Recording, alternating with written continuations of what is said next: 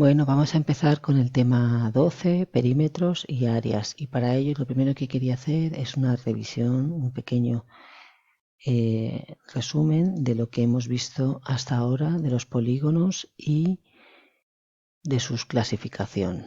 Vamos a recordar conceptos que tenemos ya aprendidos de primaria, que es una línea poligonal. Una línea poligonal está formada por varios segmentos consecutivos. O sea, una línea poligonal es una consecución de segmentos.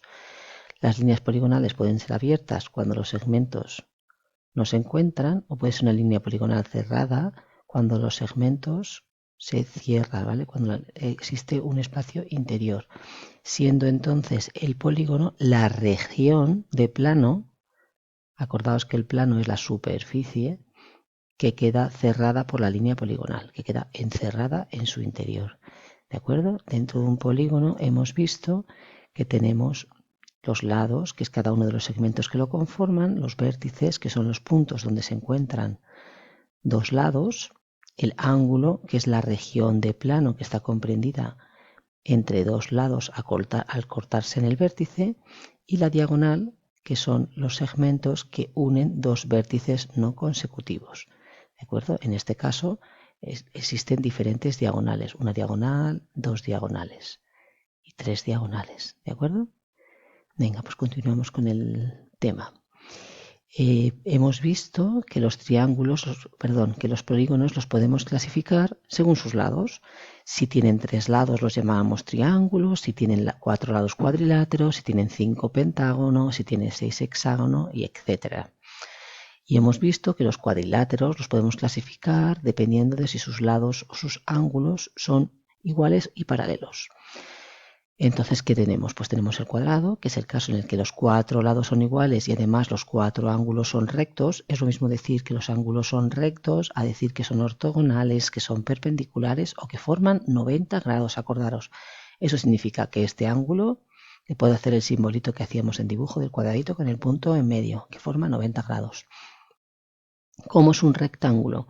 Pues es aquel que sus lados son iguales 2 a 2 y sus ángulos se mantienen siendo rectos.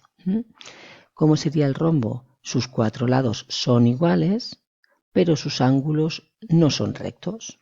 ¿Y cómo sería el romboide? Los lados son iguales 2 a 2 y los ángulos tampoco son rectos. Así que tenemos en la familia de los ángulos rectos cuadrado y rectángulo, y en la familia de los ángulos no rectos el rombo y el romboide. El cuadrado y el rombo tienen todos sus lados iguales y el rectángulo y el romboide tienen los lados iguales 2 a 2. Luego tenemos por otro lado los trapecios, que tienen un par de lados paralelos, los otros no. ¿Vale? En este caso el rectángulo pues tiene dos lados paralelos y dos ángulos rectos que forman 90 grados. El isósceles, que tiene un par de lados paralelos, los otros no, pero sus ángulos sí son iguales 2 a 2, porque este de la base y este de la base son iguales, y este de arriba y este de arriba son iguales. Y el escaleno, en el que todos los lados y todos los ángulos son diferentes. Y luego tenemos el trapezoide, que es totalmente irregular. No hay ni lados ni ángulos iguales. Venga, seguimos repasando. ¿Cómo medíamos superficies? Porque acordaos que el polígono tiene superficie. O sea, puedo medir su área o superficie. Es lo mismo área que superficie. Pues la medida que vimos en el sistema métrico decimal era el metro cuadrado. Acordaros, en el sistema métrico decimal lo llamamos así porque la unidad básica era el metro, y decimal porque las unidades cambian de 10 en 10. En este caso, como hablamos de metros cuadrados, el cambio de unidades se hace en 10 también al cuadrado. Así que si quiero aumentar o subir la escalerita, acordaros, por ejemplo, de metros cuadrados a decámetros cuadrados, pues tendré que dividir entre 100. Y si lo que quiero hacer es bajar de metro cuadrado a decímetro cuadrado, lo que tengo que hacer es multiplicar por 100. Desempolvar vuestros apuntes, ¿vale? Que teníamos una escalerita dibujada con cómo se hacían estos cambios de unidades.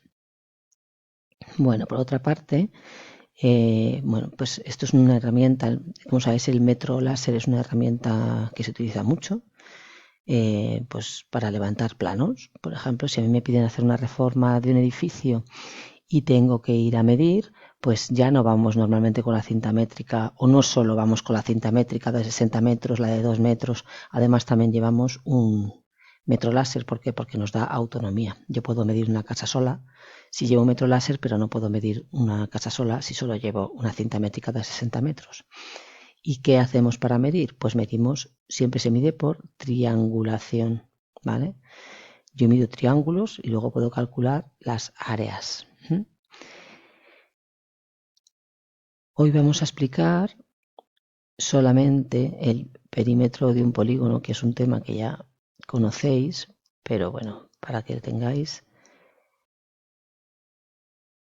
recordamos de qué era este concepto. No lo he dicho antes, creo, pero me gustaría que por ahora todo lo que digamos lo anotarais en el cuaderno. Bueno, todo lo que digamos que sea importante. ¿Por qué hemos dicho importante? Pues me gustaría que copiarais la definición que hemos dado de recta poligonal abierta cerrada, de polígono y las partes del polígono, ¿vale? Y ahora pues me gustaría que copiarais el perímetro de un polígono. ¿Por qué quiero que lo copiéis en el cuaderno? Pues porque nos sirve mantener la misma rutina y porque por ahora los métodos de calificación son los mismos. Nadie nos ha dicho que vayamos a calificar de otra manera, así que por fin copiadlo en el cuaderno.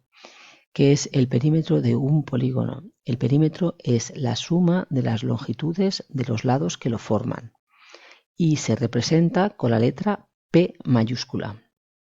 ¿De acuerdo? En un polígono regular, pues es muy fácil hacer el perímetro. ¿Por qué? Porque tengo que multiplicar simplemente la longitud de un lado por el número de lados. Porque como todos son iguales, ¿sí? Entonces para hacer el polígono regular, todos, como define aquí, un polígono regular tiene todos sus lados de la misma medida, por lo tanto, como si un polígono de n lados, su perímetro será el número de lados, que es n, por la longitud del lado, que es l.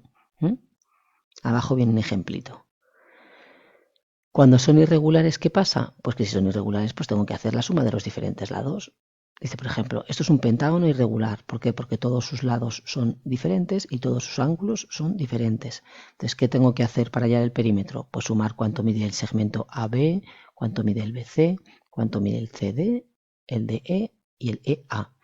La representación de segmento se hace así. Se pone el punto inicio, el punto final y encima la rayita que los une.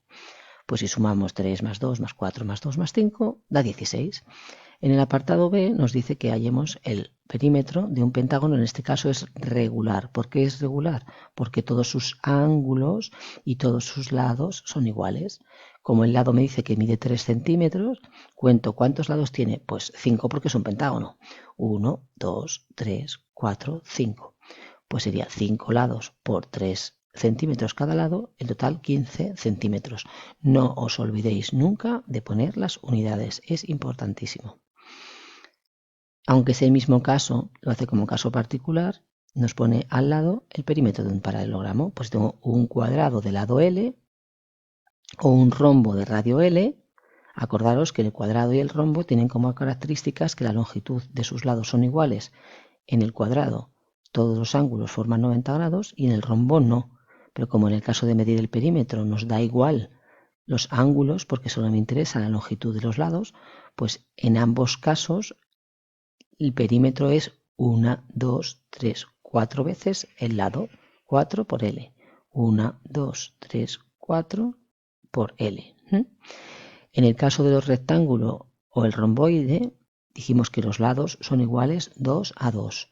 ¿Qué quiere decir esto? Pues que en este caso tengo dos lados que miden A y dos lados que miden B. En este caso tengo dos lados que miden A y dos lados que miden B. Me vuelve a pasar lo mismo que en el caso anterior, que los perímetros de estas dos figuras planas son el mismo, aunque su forma no tiene nada que ver, porque estos ángulos no tienen nada que ver con estos. Entonces, ¿cuál es el perímetro del rectángulo? Pues tendré que hacer 2A más 2B. ¿Y cuál es el perímetro del romboide? 2A más 2B o A más B más A más B, ¿de acuerdo? A más B más A más B. Aquí en el libro os lo ponen como 2 por paréntesis A más B. Recordad, propiedad distributiva. 2A más 2B. Si estoy multiplicando, estoy poniendo un paréntesis, tengo que multiplicar el 2 por el primer sumando más el 2 por el segundo sumando. 2A más 2B. Bueno, os lo voy a explicar aquí aparte porque creo que esto os puede llevar a equivocación.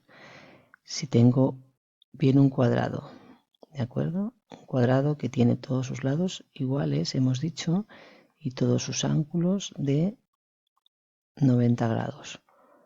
O tengo un rombo, que hemos dicho que tiene todos sus ángulos, todos sus lados iguales y todos sus ángulos no son de 90 grados.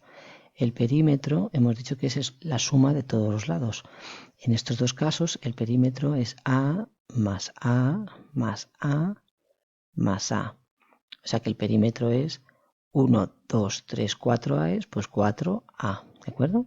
Que es lo mismo que decir el número de lados, que es lo que pone en el libro, por la longitud del lado, ¿vale?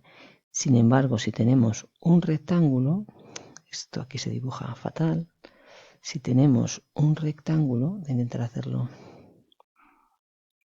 un rectángulo que teníamos, que sabíamos que ocurría, que los lados son iguales 2 a 2 y que sus ángulos son todos rectos, que rectos, acordaros que es lo mismo que forma 90 grados, que es perpendicular, que es ortogonal, y tengo un romboide que los lados son iguales 2 a 2 y los ángulos no son rectos, el perímetro de el rectángulo sería A más B más A más B, que es el mismo que el perímetro del romboide porque sumo un lado más el otro más el otro más el otro, A más B más A más B. Si ahora sumo los que son iguales, las letras que son iguales con las letras que son iguales, me queda A más A, 2A más 2B. En el libro os pone 2, os multiplica A más B. Y recordad que os ha dicho siempre que eso es lo mismo que multiplicar el 2 por A más el 2 por B por la propiedad distributiva.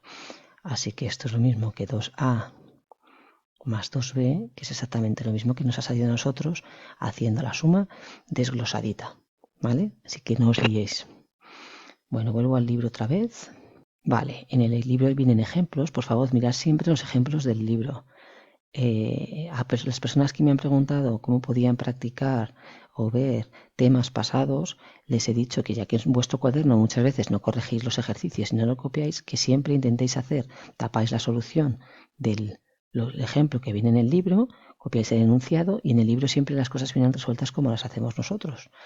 Y si no, también os he dicho que los ejercicios se pueden hacer de muchas maneras diferentes, así que en algún caso, si en algún caso viene solucionado de una manera diferente, pues no pasa nada. Si os da la misma solución y si tenéis dudas de si lo he hecho bien, me preguntáis. Bueno, tenéis que hacer el ejercicio 2 y el ejercicio 3.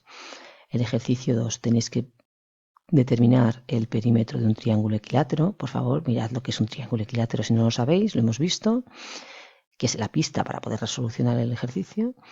En un triángulo isósceles calcular el perímetro, pues lo mismo os digo, mirad a ver qué es un triángulo isósceles. Y en el ejercicio 3 nos dicen que calculemos el perímetro de un cuadrado y nos dan como dato la diagonal. Os hago un dibujito. En el ejercicio 3 nos dicen que calculemos el perímetro de un cuadrado, ¿vale? Y nos dan como dato la diagonal. Si nos han dado como dato la diagonal, recordad que yo puedo calcular cuánto mide el lado, porque yo sé, este lado y este lado van a ser iguales, porque yo sé que esto es un triángulo rectángulo y puedo aplicar el teorema de Pitágoras, ¿vale? Bueno, pues mañana vemos la solución. Adiós.